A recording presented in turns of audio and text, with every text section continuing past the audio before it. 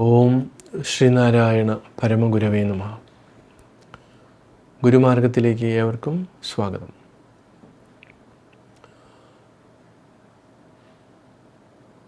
എൺപതാമത്തെ ശ്ലോകത്തിൽ ഗുരു സൂചിപ്പിക്കുന്നത് ഇവിടെ ഓരോന്നിനെയും നമ്മളുടെ ഉപനിഷത്തിൽ പറയുന്ന ഒരു കാര്യമാണ് ഇവിടെ ഓർമ്മപ്പെടുത്തുന്നത്. തത്വമസി പ്രകരണത്തിൽ, ഛാന്ദോഗ്യ ഉപനിഷത്തിലെ തത്വമസി പ്രകരണത്തിൽ മഹർഷി അവിടെ സൂചിപ്പിക്കുന്നുണ്ട്, വാചാരംഭണം നാമധേയം മൃത്തികത്യേവ സത്യം. അപ്പോൾ ഇവിടെ വാക്കുകൾ ഓരോന്നിന് വാക്കുകൾ കൊണ്ട് മാത്രം പലതോടെ നിലനിൽക്കുന്നുണ്ട്. മൃത്തിക മാത്രമാണ് സത്യം. അതായത് മണ്ണിൽ നിന്നുണ്ടാക്കിയ നാമരൂപങ്ങൾ സത്യമല്ല, മറിച്ച് അവിടെ മണ്ണ് മാത്രമാണ് സത്യം എന്ന് പറഞ്ഞ പോലെ ഇവിടെ ഗുരു സൂചിപ്പിക്കുകയാണ്. എന്താണ്? സ്ഥിതിഗതി പോലെ വിരോധിയായ സൃഷ്ടി സ്ഥിതിലയമെങ്ങൊരു ദിക്കിൽ ഒത്തുവാഴും. ഗതി ഇവ മൂന്നിനും എങ്ങും ഇല്ലിതോർത്താൽ ക്ഷിതി മുതലായവ ഗീരു മാത്രമാകും. അപ്പോൾ സ്ഥിതി ഗതി പോലെ വിരോധിയായ ഒരു സ്ഥലത്ത് ഒരു വസ്തു ഉണ്ടായിരിക്കുമ്പോൾ അത് എങ്ങും പോകുന്നില്ല, അതേപോലെ തന്നെ അത് പോയിക്കൊണ്ടിരിക്കുമ്പോൾ അതൊരു സ്ഥലത്തും ഉണ്ടാകുന്നുമില്ല. അത് രണ്ടും വിരോധിയായിട്ടുള്ള ഒരു സംഭവമാണ്. അതുപോലെ തന്നെയാണ് സൃഷ്ടി സ്ഥിതി ലയം. സൃഷ്ടിയും സ്ഥിതിയും ലയവും ഇത് വിരുദ്ധ സ്വഭാവങ്ങളിലുള്ളതാണ്. ഇതൊക്കെ എങ്ങൊരു ദിക്കിൽ ഒത്തുവാഴും. ഇത് ഒരു സ്ഥലത്ത് തന്നെ എങ്ങനെയാണ് ഒന്നിച്ചിരിക്കാൻ പറ്റുന്നത്? ഇവ മൂന്നിനും ഗതി എങ്ങുമില്ല. ഇത് മൂന്നിനും എങ്ങും ഉണ്മയില്ല. ഇത് ഓർത്താൽ, ഇങ്ങനെ നോക്കിക്കഴിഞ്ഞാൽ ക്ഷിതി മുതലായവ ഗീരു മാത്രമാകും. ഈ ഭൂമി മുതലായതൊക്കെ വെറും വാക്കു മാത്രമാണ് എന്ന് പറയുകയാണ് ഗുരു. അപ്പോൾ ഇവിടെ പരസ്പര വിരുദ്ധമായിട്ട് പലതും നിലനിൽക്കുന്നു. അപ്പോൾ അതിനെ കൂട്ടി യോജിപ്പിച്ചു കൊണ്ടുപോകാനായിട്ട് നമ്മൾ ചിന്തിച്ച് നോക്കുമ്പോൾ സാധിക്കുന്നില്ല. അപ്പോൾ ഇതൊക്കെ വെറും വാക്കുകൾ കൊണ്ടുള്ള ചില കളികൾ മാത്രമാണ് എന്ന് നമുക്ക് അവിചാരദശയിൽ തീർച്ചയായിട്ടും ഈ ഗുരു ഇവിടെ ഓരോ കാര്യങ്ങൾ ഇങ്ങനെ എടുത്തു പറയുന്നത് നമ്മൾക്ക് കൂടുതൽ ആഴത്തിൽ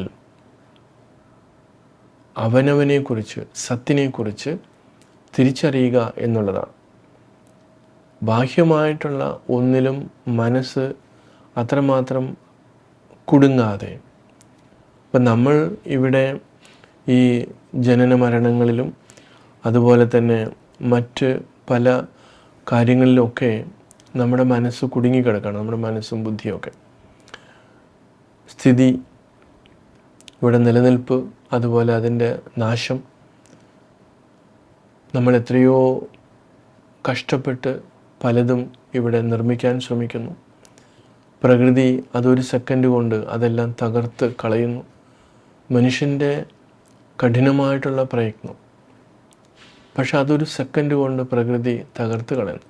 അവിടെ അവൻ വീണ്ടും മനസ്സുകൊണ്ട് തളർന്നു പോകുന്നു. പക്ഷെ വീണ്ടും അവൻ്റെ ഇച്ഛാശക്തി കൊണ്ട് അവൻ വീണ്ടും ഉയർന്ന തലങ്ങളിലേക്ക്. അപ്പം ഇങ്ങനെയൊക്കെ അവൻ മറു സൈഡിൽ ഇതൊക്കെ ചെയ്യുമ്പോഴും അവിടെയൊക്കെ കൃത്യമായിട്ട് ഇതിനെ നിലനിർത്തി കൊണ്ടുപോകാനായിട്ട് സാധിക്കുന്നില്ല. എന്തുകൊണ്ട്? അവൻ്റെ വിചാരം ഇതൊക്കെ എന്നും നിലനിൽക്കുന്നതാണ്, സത്യമായിട്ടുള്ളതാണ് എന്നുള്ള ആ ഒരു ബോധ്യമാണ് വീണ്ടും വീണ്ടും ചെയ്യാനായിട്ട് അവനെ പ്രേരിപ്പിക്കുന്നത്. അപ്പോൾ ഇവിടെ അതൊന്നും സത്യത്തിൽ നിലനിൽക്കുന്നതല്ല എന്ന് അവൻ്റെ വിവേകം ഉണരുമ്പോൾ മാത്രമേ ആ തിരിച്ചറിവുണ്ടാകുന്നുള്ളൂ. അതുകൊണ്ടാണ് ഈ സത്യമായിട്ടുള്ളതിനെ മാത്രം നമ്മൾ ഉൾക്കൊണ്ടുകൊണ്ട് അസത്യമായിട്ടുള്ളതിനെ എങ്ങനെ നമുക്ക് മാറ്റിക്കളയാം.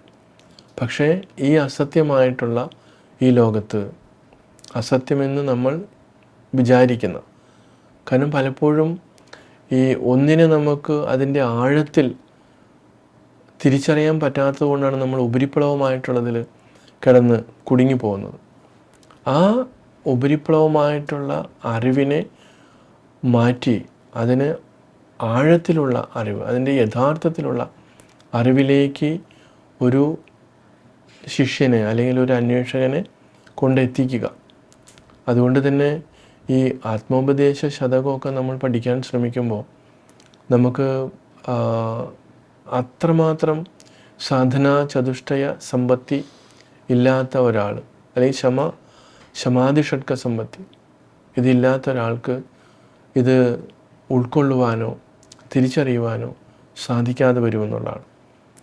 അപ്പോൾ ഈ ഒരു തലത്തെ, ഈ ഒരു പരിമിതിയെ നമ്മൾ ഉൾക്കൊണ്ടുകൊണ്ട് നാമരൂപ ആത്മകമായിട്ടുള്ള ഇതിനകത്ത് മനസ്സ് ഉടക്കാതെ അതിനെയും ചലിപ്പിക്കുന്ന, പ്രവർത്തിപ്പിക്കുന്ന